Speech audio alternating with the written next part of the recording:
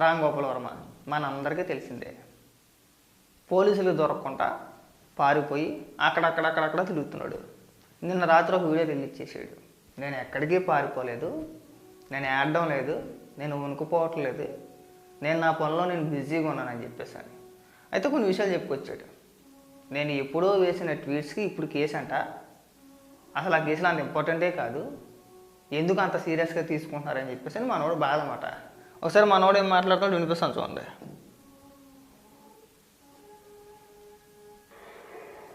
Extremely sorry to disappoint people మునిగిపోతున్నాను మంచం కింద నేరుస్తున్నాను అని అందరూ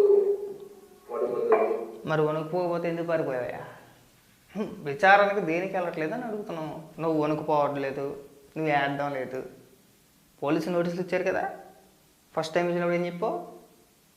నాకు ఇప్పుడు రావడం వీలు పడదు, నేను పెద్ద పోటుగాని, నేను పెద్ద డైరెక్టర్ని, బోల్డ్ సినిమాలు ఉన్నాయి, నాకు సినిమా షూటింగ్లో బిజీగా ఉన్నాను, రాలేను అన్నావు.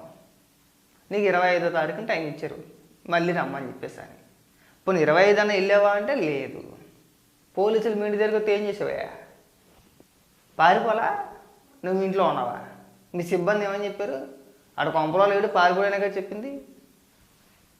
ఒక పక్కన పోసేసుకుంటున్నాడు, ఒక పక్కన ఎడుతూనే ఉంటున్నాడు, ఒక పక్కన నేను వణుకుపోవట్లేదు, నేను పారిపోవట్లేదు. వెళ్ళు మరి, విచారణకి వెళ్తే కాదా? విచారణకు మాత్రం వెళ్తావు. మాట్లాడు.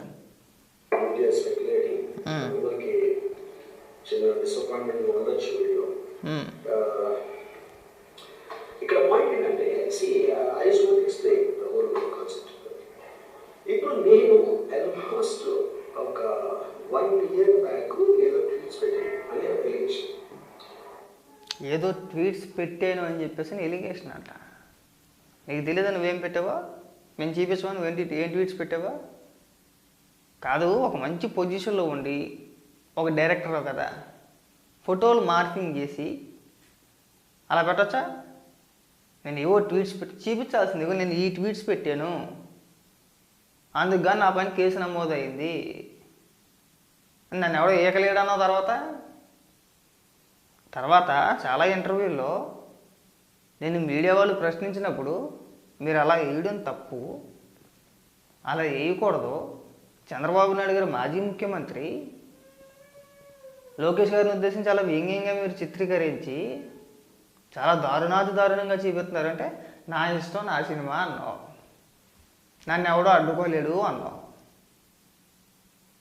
వ్యూహం సినిమా అనుకుంటా లోకేష్ గారి క్యారెక్టర్ గురించి ఒక మీడియా ప్రతినిధి అడిగిన ప్రశ్నకి ఆ క్యారెక్టర్ ఎవరిది అని అడిగితే డైరెక్ట్గా నువ్వే ఏం చెప్పావు? నారా లోకేష్ గారిది అని చెప్పావు కదా. మరి నువ్వు అంత పర్సనల్గా జీటేసుకొని వ్యక్తిగతంగా వాళ్ళని కించపరిచే విధంగా సినిమాలు తీసేసి మన వెనకాల జగన్మోహన్ రెడ్డి ఉన్నాడు కదా, ఒకడక్కడ ఉన్నాడు కదంటే ఇక వీళ్ళ పరిస్థితి ఎలాగే ఉంటుంది. ఏ రోజైనా సరే నీ అంతా నువ్వు చెప్పుకుంటావు కాబట్టి నీకు భజన చేసేవాళ్ళు కొంతమంది ఉంటారు. నేను అడాడో అమ్మటి రాంబాబు ఒక వీడియో రిలీజ్ చేసాడు ఇంకా రామ్ గోపాల్ వర్మ గురించి. రిలీజ్ చేసి ఏమని మాట్లాడతాడంటే, రామ్ గోపాల్ వర్మ ఉత్తముడు, నిజాన్ని నిర్భయంగా చెప్తాడు, అందులో కొన్ని బూతులు ఉండొచ్చు సహజం, మేము కూడా నిజాన్ని నిర్భయంగానే చెప్తాం, అలా అని చెప్పిన అమలక్కడ బూతులు తిట్టేసానుకో చాలా సెనాలంగా ఉంటుంది. ఇది నిజాన్ని నిర్భయంగా చెప్పేస్తాను బూతులు తిట్టేయాలా, ఫోటోలు మార్కింగ్ చేసేయాలా? మేము వేసామా? నిజాన్ని నిర్భయంగా చెప్పేసాం అంటాం. సినిమాని సినిమాలాగా చూడాలి అంటాడు ఎవరో అంబటి రాంబాబు నిన్న. మరి బ్రో సినిమాలో శ్యాంబాబు అని చెప్పేసి నీ క్యారెక్టర్ వచ్చింది కదా, ఎందుకయ్యా మీడియాలో ప్రెస్ మీట్ పెట్టి గగ్గోలు పెట్టి షేడ్ చేసావు? సినిమాని సినిమా పరంగా చూడలేకపోయావా ఆ రోజున? ఎంత పెద్ద రచ్చేసో మేము చూడలేదా? నేను ఒక వీడియో రిలీజ్ చేసాడు, ఒక 10 నిమిషాల వీడియో, కేసులు పెట్టి అక్రమంగా వేధించేస్తున్నారని చెప్పేసి అని ఒప్పుకుంటాడు. మళ్ళీ అందులో ఏమని, చంద్రబాబు నాయుడు గారిని లోకేష్ గారిని వ్యంగ్యంగా చూపించడం మాట వాస్తవమే, కానీ సినిమాని సినిమాలాగా చూడాలి, అప్పుడు ఖండించాలి మనం. ఏవైనా మాజీ ముఖ్యమంత్రి మీరు అలాంటి సినిమాలు తీయకూడదు, తీసినా మనం ఎంకరేజ్ చేయకూడదు. ఎంకరేజ్ చేసిన ఎవడో రామ్ గోపాల్ వర్మని, జగన్మోహన్ రెడ్డి. ఇవాళ వచ్చి మీరు అందరూ నీతులు చెప్పడమే. నాకు అంబటి రాంబాబు మాట్లాడుతుంటే నాకు నిజంగా నవ్వు వచ్చింది. నన్ను అయితే ఆ బ్రో సినిమాలో పృథ్వీ ఒక క్యారెక్టర్ చేశాడు, శ్యాంబాబు అని చెప్పేసి డ్యాన్స్ చేస్తూ ఉంటాడు. దానికి గిల్ల కొట్టేసుకున్నాడు. మామూలుగా అలా నీవు ఒకడికైనా బాధ, అందరికీ ఆ బాధ ఉంటుందా? ఏ రాంబాబు ఇంకా మాట్లాడరా నువ్వు? ఆ ట్వీట్స్ ఎవరో మనోభావాలు దెబ్బతిన్నాయి. ఇక్కడ విచిత్రం ఏంటంటే 1 year బ్యాక్ పెట్టిన ట్వీట్స్ 4 డిఫరెంట్ ప్లేసెస్లో 4 డిఫరెంట్ జ్యూరిస్డిక్షన్స్లో నలుగురికి ఒకే 3-4 రోజుల వ్యవధిలో వాళ్ళ మనోభావాలు దెబ్బతిన్నాయి. వాళ్ళు ఆ పరంగా కంప్లైంట్ ఇవ్వడం, కేసులు పెట్టడం జరిగింది. ఇక్కడ పాయింట్ 1లో ఎవరి మీద నేను పెట్టానని వాళ్ళు చెప్తున్నారో వాళ్ళకి ఎవరో థర్డ్ పార్టీకి సంబంధం లేదు. ఆ కాంటెక్స్లో అసలు కేసు ఎలా, ఈ సెక్షన్స్ ఎలా వర్తిస్తాయి అనేది అప్పుడు ఆబ్వియస్గా నాకు వచ్చే అనుమానం కానీ నాకు కానీ నాకు వచ్చి కానీ ఇదిలో కూడా లాజిక్లు ఎదుగుతున్నాడు. వాళ్ళ పైన పెట్టిన కేసుల పైన కూడా రామ్ గోపాల్ వర్మ లాజిక్లు ఎత్తుక్కున్నాడు. బాగా ఎత్తుక్కో. ఆ లాజిక్లు ఏదో పోలీసుల ముందుకు వెళ్ళి విచారణకి వెళ్ళి వాళ్ళ ముందు చెప్పొచ్చు కదా, డైరెక్ట్గా వాళ్ళే చెప్తారు కదా నీకు. ఏమయ్యా ఇప్పుడు మనం తీసేయలేదా? జగన్మోహన్ రెడ్డి చెప్తే మనం తీసేయలేదా సినిమాలు? ఆ లాజిక్ అప్పుడు ఆలోచించలేదా? జగన్మోహన్ రెడ్డి చెప్తే నేను తీయడం ఏంటి? చంద్రబాబు నాయుడు గారికి నాకు పర్సనల్గా ఏమీ లేవు, అలాగే లోకేష్ గారికి నాకు పర్సనల్ గొడవలు ఏమీ లేవు. అలా అని చెప్పేసి జగన్మోహన్ రెడ్డి చెప్పాడని చంద్రబాబు నాయుడు గారిని, లోకేష్ గారిని కించపరిచే విధంగా సినిమాలు మనం తీయకూడదు అని ఆ రోజు మనం ఈ లాజిక్ ఆలోచించలేదే.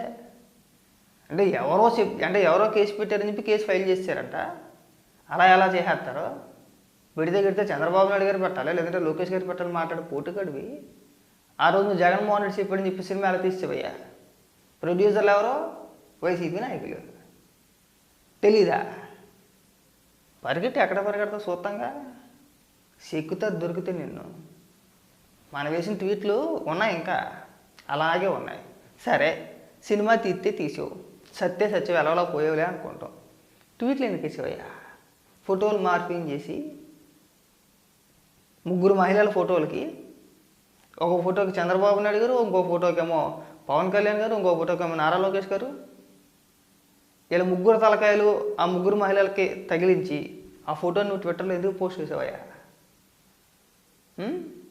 నువ్వు వ్యూహం సినిమా ప్రమోషన్ ఎలా చేసావు?